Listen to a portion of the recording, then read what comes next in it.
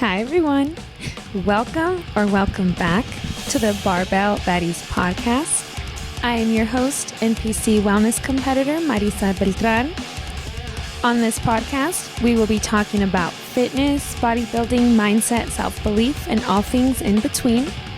If you are a person who is interested in going to the gym, wanting to learn more about bodybuilding, wanting to create better habits to achieve your goals through self-belief and mindset, then you're in the right place.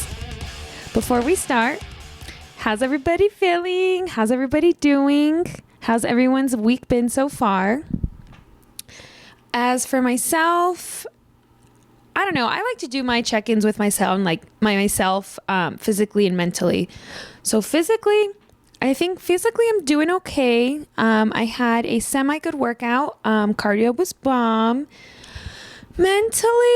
Mentally, I'm doing okay. You know, it's the first week of school, so there's not a lot of homework. So I'm just trying to get, back into that routine of really school, work, homework, podcasting, cardio, like things I need to do around the house. Just, everything. But I think mentally, physically, it's doing good over here. But to get started with today's episode, I want to talk about my experience and advice sticking to a meal plan. People always ask me, "Oh my gosh, Marisa, how did you stay on track with your meal plan?" Or, "Oh my gosh, Marisa, I don't know how you eat healthy all the time." And let me preface, before I hired my coach, I was not eating healthy all the time. I was not sticking to a meal plan. I probably had stuck with a meal plan for a week at most my entire life. I was probably going out to eat 2 or 3 times a week. And I have also been on the other end of a meal plan where I am depriving myself of food and not following a meal plan on that end of the spectrum. And honestly, even though, and I'm pretty sure I have told my coach this before, so if you're listening to this, coach, I'm sorry, and I know better now. But even when I first hired my coach, she gave me a meal plan, and I was kind of following it. But something I never missed on my meal plan were my cheat meals. I never missed those. But I definitely was not following it 100%. And I remember the moment when I knew I had to decide how serious I was going to be to stick with my meal plan was when competition prep started. In a competition prep, you are slowly removing calories from your meal plan and increasing the amount of cardio done. The goal is to get you stage lean. Sticking to your meal plan when you are in a competition prep and when you're in off season, but specifically in a competition prep, is so freaking important. It is so important because as you're slowly taking away these calories, you are having really just like the bare minimum of keeping you alive. So sticking to the meal plan is everything. And I remember about 14 weeks out for my first show. My partner, my boyfriend, is a groomsman for one of his best friend's weddings that had an open bar. I have always wanted to go to a wedding with an open bar. The very first time I have an opportunity to experience this dream of drinking when there's an open bar, I am my first ever competition prep that involves not being able to drink. I asked my coach if I could have one. And if anyone's asking, why did you even have to ask your coach if it was only one? I'm just the type of person that's very honest with my coach about everything, because if I'm not, I have a lot of built up anxiety and I'm not trying to go through that. So I'm just going to be 100% with my coach. And I asked her if I can have one. And she said yes, since we had just began, but I will probably have to do more cardio depending on how my body reacts to it. The cardio increased, of course, but although at the end of the day, I did stick to my meal plan at that wedding, except for that one drink. I actually almost did not stick to my meal plan at all. And I almost did not stick to it. Not because I didn't want my food, but because I was so nervous and embarrassed. I was so nervous and embarrassed to get up, to find a microwave and eat my food from a Tupperware in front of all these people. And I know now, looking back, that those people did not give a shit about what I was eating. But in that moment, I felt like they did. I felt like everybody was looking at me and thinking I was weird, and I felt so scared. I remember my boyfriend saw me not eating, and he's sitting at another table because he's a groomsman. Everybody in that hall is eating. He comes up to me and asks me, like, why am I not eating my food? And I tell him why, and he immediately gives me a look of like, come on. And we even kind of like have a tug of war of my lunchbox, just because I'm so nervous and embarrassed, and I wasn't ready for that identity shift in that moment. But he of course won, finds a microwave and brings it back to me. So honestly, that's my first tip. The first tip is preparing for that identity shift of meal prepping. Be prepared to have Tupperware everywhere you go.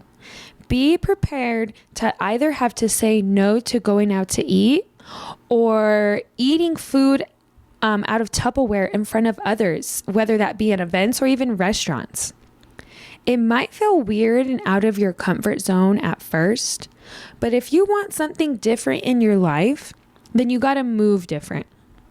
Like I mentioned in my story, I was so scared, but once I started eating and enjoying my food, it felt normal. And I will say, I was getting asked a few times if I was on the keto diet, but that was more funny, if anything. Okay, tip number 2. Prep your meals and have them ready to go. I know it can be so hard to cook while being hungry, especially if you have snacks available. So set yourself up for success, as we talked about in episode 3. And if you haven't listened to it, go and check it out. But in episode 3, we talked about setting yourself up for success so that when you are hungry, you already have your food readily available and can eat it right away. As I mentioned in the wedding story, I packed up all my meals I needed, which was about 3 meals out of the 5 that I have that day. I packed up everything and put them in my cute little lunchbox, which reminds me, I want to go and find a cute anime one. But, at the end of the day, I had all my meals ready to go. So that's tip number 2. Have everything and all your meals ready to go. Tip number 3, clean out any triggers. And what I mean by triggers, I'm talking about foods that, maybe that you'll overindulge in. I had to clean out certain foods out of my kitchen because I knew if I saw it, I'm going to have it. And if I have it, I might have the whole thing and some more. And the thing is in most competition preps up to a certain point, and I assume in most lifestyle meal plans as well, there are weekly cheat meals included in that meal plan. So if you want to keep your Oreos and your chips in your cabinet and have them part of your weekly cheat meal, do you, boo. But for myself, for me, I cannot have any sort of chocolate or sweet snacks or desserts. I'm a huge sugar freak. I'm a sugar ant. And if I see chocolate, I'm going to want it. So instead, let me just not put myself through that mental pain of temptation and not have it in the first place. Tip number 4, brush your teeth and floss after the last meal of the day. And I know this might sound like weird advice, but hear me out. Of course, I know we are all brushing our teeth and flossing. And this tip comes from growing up with my mother, who was a dental assistant. So she was always on me and my brother and my little sister's asses about our dental hygiene, which of course I am super grateful for now. Gracias, mommy, if you're listening to this.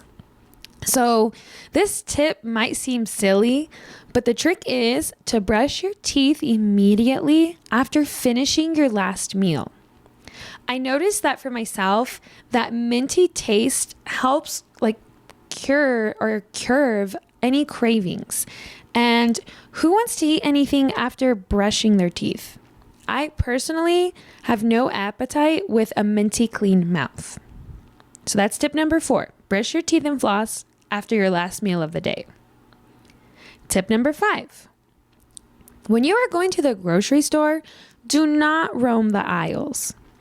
Get exactly what is on your meal plan and maybe any other non-edible items, like some cleaning stuff, and head straight to the cashier. Why are we going to roam the aisles and tempt ourselves to buy things that are not on the meal plan? Tip number 3 is cleaning out any triggers. So let's not go back and buy our triggers now. So that's tip number 5. Do not roam the aisles in a grocery store. Get exactly what you need. Lastly, tip number 6. And I would say all of these tips are practical. So maybe this is like the most practical one, but I think these are all pretty doable. But number 6 is when I have finished all my meals and I'm still wanting to munch on something, I have myself a sugar-free drink. I like to have a sugar-free lemonade or soda. The bubbles in the soda do help me stay full and help curve or cure, however you want to say it, that hunger craving.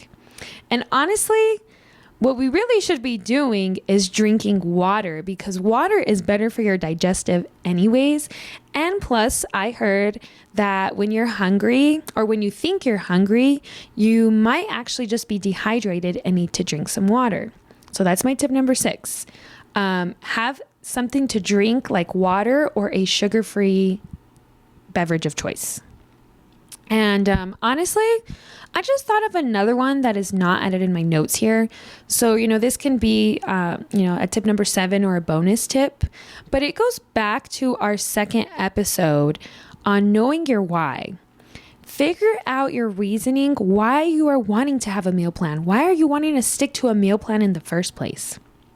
If you listen to episode 2, I share an exercise I highly recommend everyone try that can help you figure out your reasoning for wanting to meal prep. In episode 2, I also share the importance of knowing this reason because it is a huge factor to help you stay on track. So knowing your reasoning behind wanting to meal prep will help you stay on track with that meal plan. All right, to recap the tips that help me stay on track with my meal plan during my competition prep and will hopefully help you as well are: number 1, prepare for that identity shift of meal prepping. Prepare to have Tupperware everywhere you go and prepare to have to say no to things and events and prepare to have to eat in front of others out of the Tupperware. Number 2, prep your meals and have them ready to go in Tupperware containers. Don't wait till the last minute when you're starving to eat. Have them ready to go. Tip number 3, clean out any triggers from your kitchen. Clean out anything that you feel like you might overindulge in that is not part of your meal plan and it is not good for you. Tip number 4, brush your teeth and floss after having your last meal of the day. For myself, that minty clean mouth just helps me really not have an appetite for anything else. And really, if I already have eaten all my meals, I'm not hungry. I know I have eaten. So this is really just my mind playing with me. Tip number 5, don't roam the aisles at the grocery store. Get what you need and go to the cashier.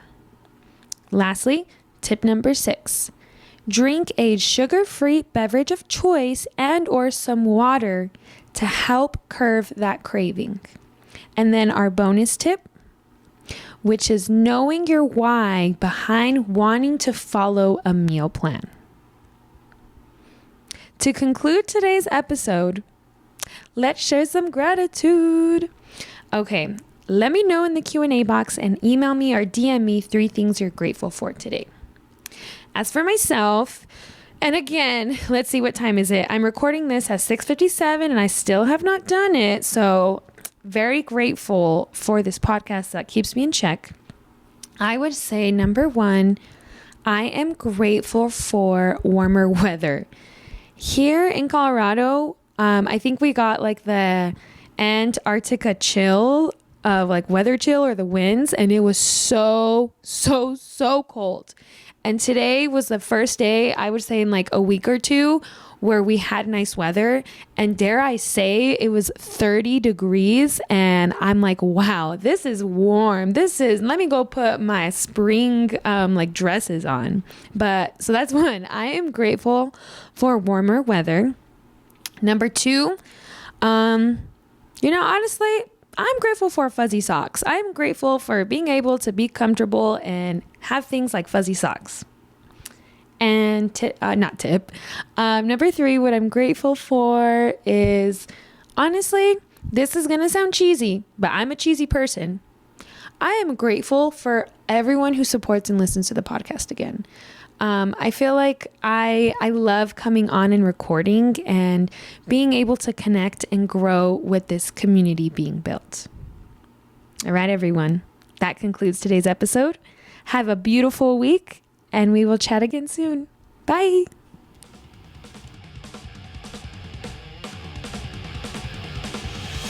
Thank you so much for listening to today's episode. This podcast was inspired from my obsession with anime and bodybuilding, so I wanted to create and find a community of like-minded individuals. If you enjoyed today's episode, please leave a review and a 5-star rating. Higher ratings and positive reviews can lead to increased visibility, making it easier for new listeners to discover this podcast. You can also follow the socials in the podcast description notes, and DM me, email me with any questions, episode topics, or feedback. Bye!